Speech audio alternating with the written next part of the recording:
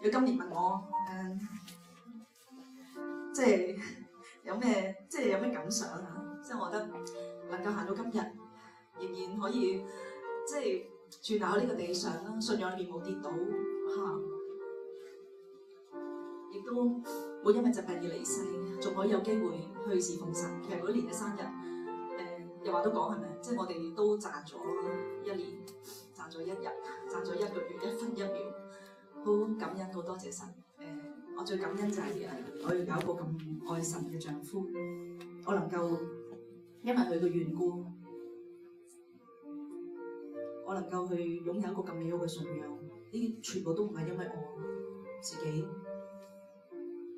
擁有任何好嘅優質。我知道，如果唔係因為有咁嘅丈夫，我係一無所有，甚至乎我比任何一個基督徒、普通嘅基督徒更加嘅平庸。